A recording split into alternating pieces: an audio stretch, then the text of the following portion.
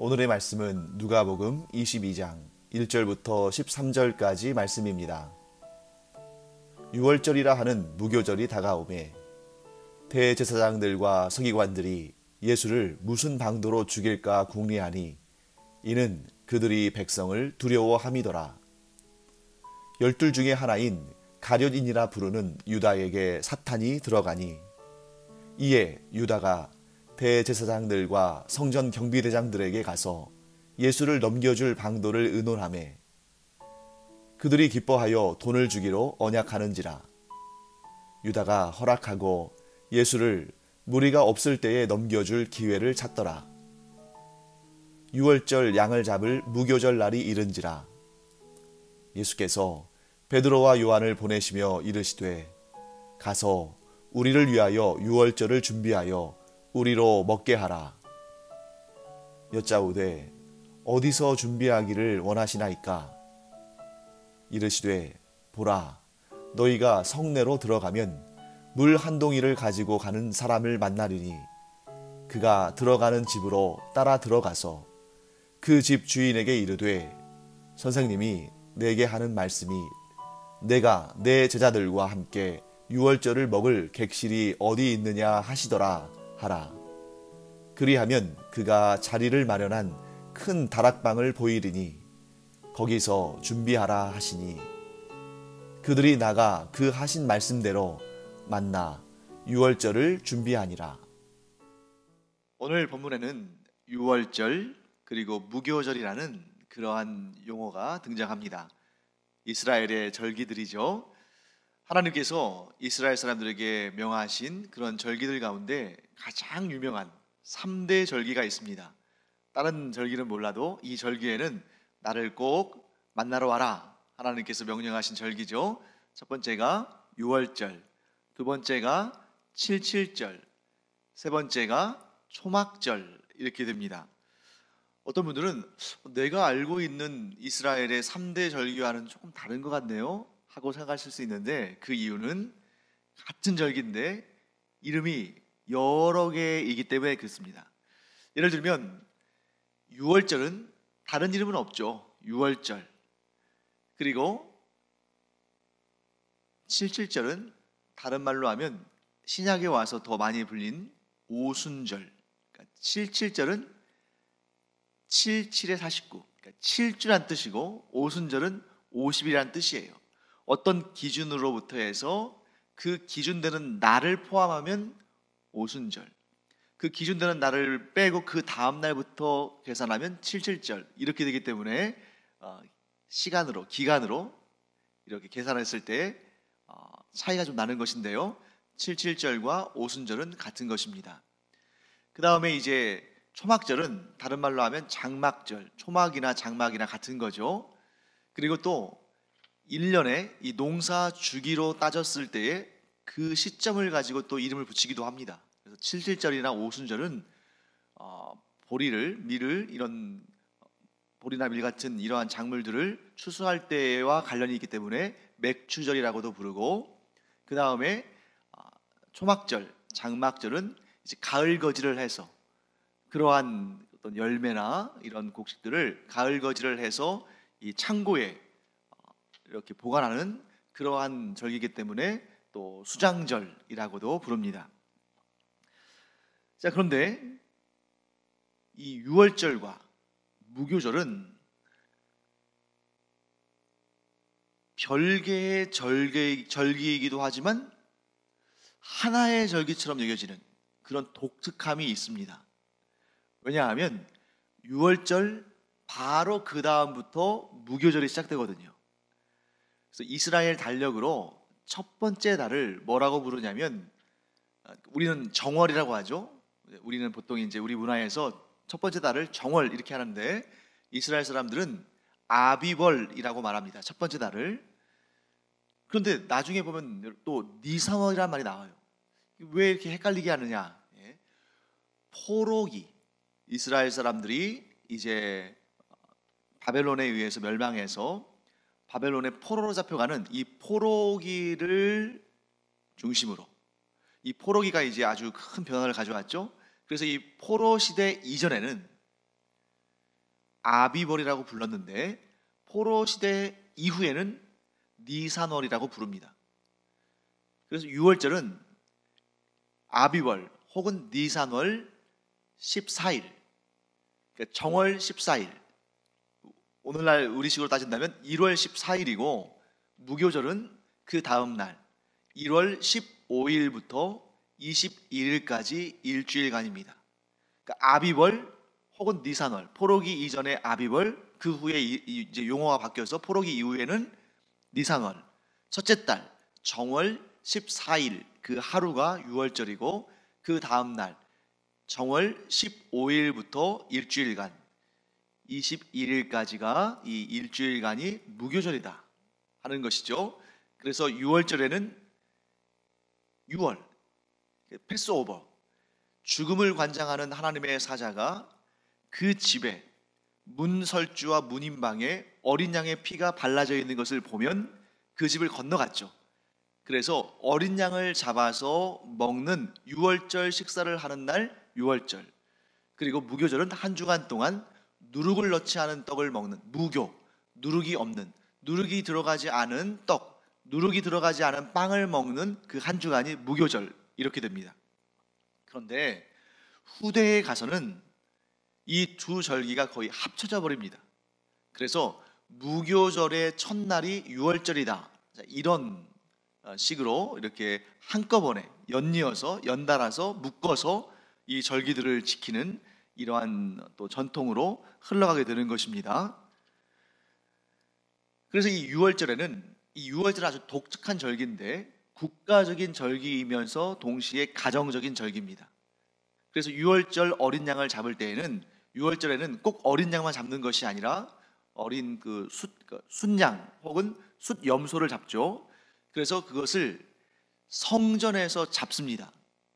그리고 나서 그것을 먹는 것은 각 가정이나 혹은 소규모 공동체가 모여서 함께 그 양을 먹는 혹은 염소를 먹는 그런 날이 곧 유월절에 만찬을 하는 날이다 하는 것을 우리가 알 수 있죠. 자, 지금은 유월절 절기를 한참 진행하는, 또 유월절과 무교절을 지금 지키는 그런 절기이기 때문에 많은 사람들이 지금 예루살렘에 와 있습니다. 북적북적 되겠죠. 그리고 또 그 많은 사람들이 예수님의 말씀을 듣기 위해서 성전에 와서 말씀을 듣고 또 아멘으로 화답하고 또 많은 사람들이 예수님을 따르고 있습니다. 그 모습을 보면서 유대의 종교 지도자들이 굉장히 불쾌하게 여깁니다. 겉으로는 저 예수라는 사람이 자기가 하나님의 아들이라고 말하면서 마치 자기가 하나님인 것처럼 행세하는데 이것은 신성 모독이다 라고 그들이 이제 예수님에 대해서 비난을 했죠. 그런데 그것은 사실 굉장히 그들에게 있어서는 명분에 불과한 것이고, 실제로는 예수님께서 자신들의 죄를 지적하시고 또 책망하시고 또 자신들의 그 검은 속내를 다 들추시고 그 기분 나쁜 것입니다. 또 한 가지, 예수님이 사람들에게 너무 인기가 많다 보니까, 메시아로 역임을 받다 보니까 어떤 염려가 생겼냐면 자신들의 기득권, 자신들이 가지고 있는 그러한 정말 생명처럼 여기는 돈과 권력, 이런 것을 빼앗기고 이스라엘 사회를 주도하는 주도권을 빼앗길까 봐 염려가 됐던 거죠. 그래서 어떻게 해서든지 간에 예수님을 제거하고 싶은데 사람들에게 너무 인기가 많고 항상 사람들에게 둘러싸여 있으니까 그 사람들을 의식해서 그 백성들이 두려워서 이러지도 못하고 저러지도 못하고 있는 것입니다. 그래서 오늘 본문의 말씀 보시면 그들이 예수를 어떻게 잡을까, 예수를 어떻게 죽일까 궁리했다. 어떤 궁리겠어요? 몰래. 그리고 예수님을 둘러싸고 있는 백성들이 예수님을 보호할 수 없는 그때에 은밀하게 예수님을 잡아서 죽이려는 그러한 음모를 꾸미고 있었다 하는 것을 우리는 알 수 있습니다. 자, 바로 그런 마음을 누가 알아챘냐면 사탄이 알아챈 거죠. 오늘 본문의 말씀에는 사탄이 가룟 유다에게 들어갔다라고 되어 있는데, 사실 그 전에 이미 사탄은 대제사장들, 서기관들, 바리새인들, 율법학자들, 이러한 유대의 종교 지도자들 안에 이미 역사하고 있었습니다. 자, 그들이 예수님을 만나고 예수님에 대해서 알고 예수님께 책망을 들었고 예수님을 향해서 미워하는 마음, 예수님을 정죄하는 마음, 예수님을 죽이려는 마음, 그런 마음을 가졌을 때에 사탄이 그들 유대의 종교 지도자들 안에 들어간 것이 아니라 이미 예수님께서 이 땅에 강상하시기도 전에 이미 오래전부터 그 유대의 종교 지도자들은 사탄의 시험에 넘어가 있었습니다. 그들이 만일 하나님께로부터 받은 그 거룩한 사명, 곧 하나님의 말씀을 잘 깨닫고 하나님의 말씀을 잘 가르치는 그 직분을 제대로 감당했다면 그들은 누구보다 먼저 메시아이신 하나님의 아들 예수 그리스도께서 이 땅에 오셨을 때에 가장 먼저 예수님을 환영하고 사람들에게 이분이 메시아다, 그리고 이분이 어떤 일을 통해서 우리에게 구원을 주실 것인지 거기에 대해서 이 구약의 예언들을 자세히 연구하면서 알려주고 선포했을 겁니다. 그런데 그들은 여기에 눈이 어두웠습니다. 무엇 때문에요? 자신들의 본분을 행하지 않고 권력과 돈에 눈이 멀었기 때문입니다. 이미 이 유대의 종교 지도자들은 사탄의 소유였습니다. 사탄의 도구가 된 것이죠. 그런데 그들이 아무리 예수님을 미워하고 싫어하고 죽이려 한다 할지라도 내부에 아주 은밀한 정보를 제공하는 사람이 없었다면 그들은 쉽게 예수님을 제거할 수 없었을 겁니다. 쉽게 예수님을 붙잡을 수 없었을 것이고 예수님을 쉽게 십자가에 달리게 하지 못했을 겁니다. 그런데 누가? 가룟 유다가 가장 은밀한 정보, 예수님의 최측근 사람들만 알 수 있는 그 정보를 제공한 것이죠. 어떻게 한 것입니까? 사람들이 항상 주변에 몰려 있었는데 그렇게 사람들에 의해서 둘러싸여 있는 그 예수님이 간혹 가다가 혼자 계실 때가 있는데 그때를 알려준 겁니다. 그때가 어느 때겠어요? 기도하실 때죠. 예수님께서 한적한 곳에서 기도하실 때, 예수님께서 감람원이라고 하는 그 감람산 한적한 곳에서 기도하시는 그 시간을 알려줌으로 말미암아 유대의 종교 지도자들이 어떤 저항도 없이 쉽게 예수님을 잡을 수 있게 했다는 겁니다. 그러면 왜 가룟 유다는 그 정보를 대제사장과 성전의 경비대장들과 이러한 예수님을 대적하는 자들에게 그 정보를, 그것도 협박을 받아서 어쩔 수 없이 알려준 게 아니라 스스로 찾아가서 그 정보를 주었을까? 그들에게 돈을 받기로 하고 예수님을 위기에 처하게 할 수 있는 그 은밀한 정보를 전달했을까? 본문은 이렇게 말씀하고 있죠. 사탄이 가룟 유다에게 들어갔다. 여기서 우리는 굉장히 중요한 사실을 알게 됩니다.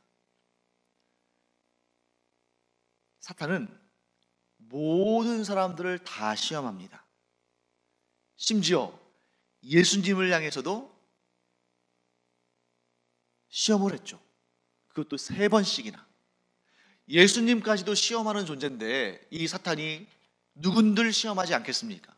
그러니까 지금 이 말씀을 전하는 저도 또 이 말씀을 듣고 있는 여러분도 모두 나는 사탄의 시험이 감히 얼씬도 못하는 그런 사람이야. 사탄은 감히 나를 시험할 수 없어 라고 장담해서는 안 된다는 것입니다. 모든 사람은 사탄의 시험 가운데 있습니다. 믿지 않는 사람들은 사탄의 시험을 받을 필요도 없겠죠. 이미 사탄의 것이니까. 그러니까 도리어 사탄은 믿지 않는 사람들보다 믿는 사람들이 더 주목되는 존재입니다. 왜? 저 사람을 꺾어 놓으면, 저 사람을 시험에서 내 것으로 만들면 내 나라가 더 확장되고 넓어지니까. 그게 사탄의 생각이겠죠. 마치 많은 이단과 사이비들이 기독교에 대한 지식도 없고 교회를 다니지도 않고 신앙생활을 하지 않는 사람들은 관심이 없습니다. 왜? 자기들이 하는 말이 무슨 말인지도 모르니까. 그리고 아주 조금이라도 그런 상식이 있는 사람 같으면 자신들이 하는 말을 정말 이상한 말로 들으니까. 그런데 믿음 생활하면서, 기독교인이라고 하면서, 교회에 다닌다고 하면서, 성경을 읽고 공부한다고 하면서 제대로 알지 못하면, 제대로 신앙생활을 하지 않으면, 제대로 온전히 하나님의 말씀에 순종하지 않으면 그런 이단과 사이비에 걸려 넘어가기가 딱 좋은 거죠. 이처럼 사탄은 오히려 어중간하게 신앙생활하는 사람들을 아주 좋아합니다. 자기 것으로 만들기가 쉽거든요. 그러니까 사탄은 믿는 사람도 가리지 않는다는 거죠. 믿는 사람이나 믿지 않는 사람이나 아무리 신앙생활을 오래 했거나 이제 갓 신앙생활을 시작했거나 가리지 않고 누구나 시험합니다. 그러면 어떻게 우리는 그 시험으로부터 벗어날 수 있는가? 어제 예수님께서 우리에게 알려주셨잖아요. 스스로 조심해라. 항상 기도하고 깨어있으라. 이 말씀을 바로 전에 하셨는데 가룟 유다는 조심하지 않은 것입니다. 기도하지 않았던 것이죠. 깨어있지 않았습니다. 그러니까 예수님의 12제자들 가운데, 물론 지금 이 당대에는 모두가 다 믿음이 들쑥날쑥합니다만 그 중에서도 유다가 가장 취약한 부분이었고 사탄이 그를 집중적으로 공략한 것입니다. 그러면 왜 유다는 그 12명의 제자들 가운데에서 가장 취약한 사람이었을까?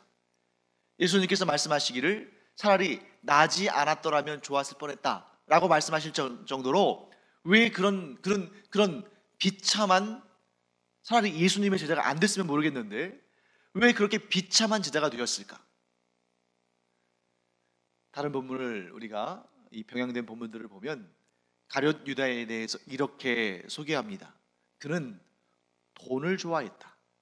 그리고 실제적으로 이 가룟 유다가 일종의 회계 역할, 돈을 이렇게 관리하는, 예수님의 그 제자들의 무리에서 돈을 관리하는 그런 역할을 감당했죠.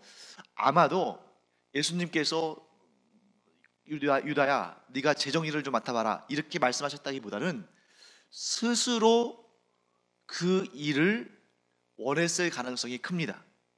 만일 은사에 따라서 이 재정 역할을 맡겼다면 12명의 제자들 가운데서는 당연히 마태, 세리였던 마태가 이 재정을 담당하는 것이 가장 효율적이었겠죠. 그런데 가룟인 유다가 이 예수님의 제자의 무리에 이런 재정을 담당하는 사람이었다는 것은 그가 돈에 굉장히 관심이 많은 사람이었다. 그래서 그 실명이 등장하지는 않지만, 실명이 나오지는 않지만 한 여인이 예수님을 위해서 그 귀한 나드, 그 비싼 가장 최고급의 향유 한 옥합을 깨뜨리고 예수님께 부어드리고 그 머리털로 예수님의 발을 닦아드릴 때 막 분노하는 사람 있잖아요. 저것을 차라리 팔아가지고 가난한 사람들을 도왔으면 얼마나 많이 도울 텐데 왜 저것을 허비하나, 이렇게 말했던 제자가 아마도 유다이지 않을까라는 생각이 듭니다. 이처럼 깨어있지 않은 자는 무엇을 의미하냐면 주님보다 돈을 더 사랑하고 예수 그리스도보다 물질에 더 마음을 두고 예수님을 주님이라고 말하지만 결국에는 자기의 배를 채우는 일을 더 마음에 담는, 더 관심 갖는 이런 사람들이 사탄의 시험에 넘어가기가 쉽다는 것이죠. 이 유다도 예수님께서 권능을 주시고 병 고치는 능력과 귀신을 쫓아내는 능력을 주시면서 천국 복음을 전하도록 파송했던 그 제자들 가운데 한 명입니다. 그리고 우리가 잘 알다시피 예수님께서 그렇게 권능을 주시고 파송하셨을 때에 그 제자들이 가는 곳마다 귀신을 쫓아내고 병든 자들을 고치고 천국 복음을 전해서 수많은 사람들이 주께로 돌아오는 그런 역사를 경험한 사람이기도 합니다. 그렇기 때문에 우리가 더 두려운 거예요. 이렇게 능력도 받고 은사도 받고 권능도 체험하고 그리고 많은 사람들에게 복음도 전하고 그래서 복음의 열매도 맺고 했던 사람이라 할지라도 얼마든지 사탄의 시험에 걸려 넘어질 수 있다. 언제? 예수님보다, 하나님보다 세상을 더 사랑하고 돈을 더 즐거워하고 자기의 유익을 더 구하는 자는 언제든지 사탄의 시험에 걸려 넘어질 수 있다. 즉 오늘 우리가 보는 이 가룟 유다의 이 안타까운 일이 얼마든지 우리의 삶 가운데서도 발생할 수 있다 하는 것을 우리는 늘 경계하고 늘 마음속에 생각하고 있어야 됩니다. 그러면 우리는 어떻게 해야 할까? 예수님께서 하신 말씀, 예수님께서 우리에게 주신 그 말씀대로 우리가 따라야겠죠. 예수님의 말씀 기억하십니까? 스스로 조심해라. 예수님께서 우리에게 이렇게 말씀하실 때는 다 이유가 있습니다. 우리가 스스로 조심한다는 것이 예수님께서 우리에게는 관심이 없고 너희가 알아서 스스로 너희 자신을 보호해라 이렇게 말씀하시는 거 아니에요. 항상 예수님은 우리를 돕기를 원하시고 우리에게 늘 말씀하시고 우리를 인도하시며 우리와 함께 하십니다. 그런데 예수님은 우리를 존귀히 여기시기 때문에 억지로 하지는 않으십니다. 마치 사람이 짐승의 목에 멍에를 걸고 억지로 끌고 가면서 일을 시키고 자유롭지 못하게 무조건 너는 이리 와 하면서 잡아당기시는 것이 아니라 우리가 하나님의 형상과 모양을 지니고 있기 때문에 우리를 도우시는, 우리를 인도하시는, 우리를 좋게 하시는 모든 일을 주님께서 이루시지만 그러나 우리가 믿음으로 주님을 향할 때는 그 모든 것을 누리게 되지만 그러나 우리가 믿음으로 반응하지 아니하고 스스로 거부하고 주님보다 세상이 좋아서 예수님보다 돈이 좋아서 그쪽에 마음을 쏟으면 그것을 억지로 바꾸시지는 않으신다는 겁니다. 이게 사실은 굉장히 무서운 일이죠.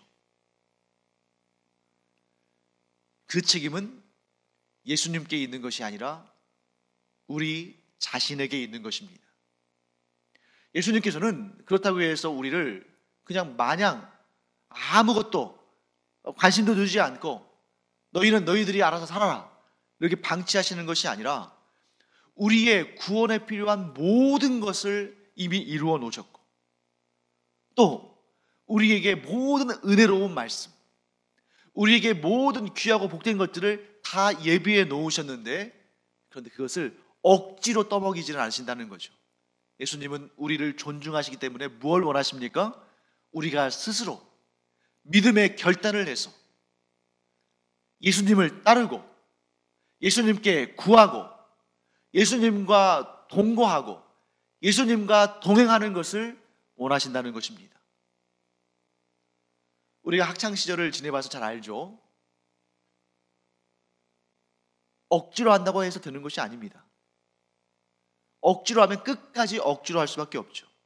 그런데 가장 바람직한 것은 무엇입니까? 스스로 그 동기를 끌어내서, 그래서 스스로 열심히 노력하면, 누가 떠넣어주려고 하면은 서로 힘들고 결국에는 서로 얼굴 붉힐 수밖에 없는데, 스스로 자기 스스로 열심히 할 마음을, 그런 동기를 가지고 힘들지만 어렵지만 그 한 문제라도 내가 풀어보려고 노력하고 애쓰는 사람은 반드시 성공합니다. 물론 너무 늦게 시작해서 공부가 좀 딸릴 수는 있지만, 그러나 그런 마음 자세라면 사회에 진출해서 무엇을 해도 잘 될 것입니다. 물론 뭐 꼭 돈을 많이 벌고 높은 지위에 올라가고 그런 걸 넘어서서 그의 삶이 하나님 보시기에 참 좋은 삶, 칭찬받을 삶이 되는 것이죠. 사랑하는 성도 여러분, 꼭 기억하기 바랍니다. 우리는 깨어 기도하지 않으면, 우리가 주님과 비교하는 다른 것들을 마음속에 지니고 있으면, 심지어 그것들을 주님보다 더 사랑하고 더 원하고 더 따르고 그것들이 우리의 삶의 목표가 되고 목적이 된다면, 주님을 따르는 삶이 우리의 삶의 행복이 아니라 세상의 헛된 것들을 따라가는 것이 우리의 삶의 목표가 되고 비전이 되고 원하는 것이 된다면, 그는 이미 사탄의 시험 가운데 있는 것이다. 믿음 생활하는 사람들, 신앙생활 하는 사람들도 얼마든지 사탄의 시험에 들 수 있다. 이 사실을 우리가 분명히 깨닫고, 예수님께서 우리에게 알려주신 그 방법, 스스로 조심하여 항상 기도하고 늘 깨어 있어 오직 주님만을 섬기며 주님만을 따라가는 우리가 되기를 간절히 축원합니다. 그 일이 쉽지 않지만 주님을 따라가는 삶에는 영생의 복락과 영원한 상급이 있지만, 세상에 썩어 없어질 것을 따라가다 보면 어느덧 내가 추구하던 돈과 명예와 건강과 모든 것은 다 쓰러지고 사라지고 없어졌을 때 그 앞에 사탄이 자기를 이끌어가고 있는 것을 발견하게 될 것입니다. 저는 저와 여러분 모두가 사탄의 인도함을 받고 그 뒤를 따라가는 인생이 아니라, 어떠한 상황과 환경 가운데서도 오직 예수님만 바라보고 예수님의 손을 굳게 붙들고 예수님을 따라감으로 영생의 구원을 얻고 영원한 복락을 얻는 우리 모두가 되기를 간절히 축원합니다. 우리가 가룟 유다의 길을 따라가는 것이 아니라 우리의 삶을 주께 드리고 주님만을 따라가는 그러한 경건한 삶, 늘 깨어있는 삶으로 우리의 삶을 이끌어가기를 간절히 축원합니다. 기도하겠습니다. 하나님, 주님의 은혜를 감사드립니다. 가룟 유다가 주님을 버리고 세상을 좋아해서, 돈을 좋아해서 자기의 인생을 더 귀하게 여겨서 결국에는 예수님을 파는 인류 역사상 가장 악하고 불행한 인생을 산 것을 봅니다. 저희들은 그와 같지 않고 평생토록, 아니 영원토록 오직 주님만 섬기며 주님만 따라가므로 저희들이 가는 곳마다 주님께서 예비하신 생명 구원의 역사와 놀라운 은혜와 복을 충만히 누리는 그런 복된 자들이 되게 하여 주시옵소서. 감사드리며 예수님의 이름으로 축복하며 기도합니다. 아멘.